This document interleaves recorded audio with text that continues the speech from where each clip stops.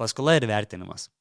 Iš esmės, pačioj pradžioj dėl konsultacijos pasižiūrėti, kokios yra galimybės, nėra skirtumo, į kurį banką kreipsitės, bet aš asmeniškai rekomenduoju dirbti su visibankai.lt, jie pakonsultuos, patars ir tikrai bus geriau negu patiems, bei jie susidarės už bankus vietoj jūsų.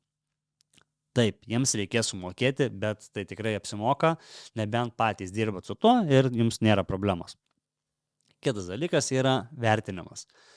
Turto vertinimas kartais gali netitikti realybės. Sakykime, jūs norite nupirkti butą, kurio kaina skelbime 100 000, jūs vertina 90 000. Tai tuos 10 000 jums reikėtų primokėti iš savo pinigų papildomai. Tai dėl to rekomenduoju pasiskambinti vertintojai anksčiau, prieš pasirašant preliminarią sutartį, kad nereikėtų preliminarios sutarties labai koreguoti ir bandyti įsitraukti kažkokių punktų.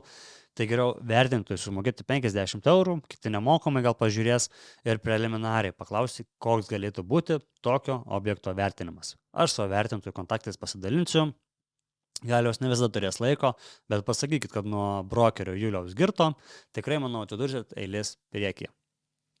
Tai pasikonsultuojam su vertintoju, pasirašom preliminarią sutartį, tada kviečiam vertintoją, kad jis jau atvažiuotų, sufotografuotų, padarytų vertinimą ir tada tą vertinimą siunčiam bankams arba bankų vadybininkam ir važiuojam toliau.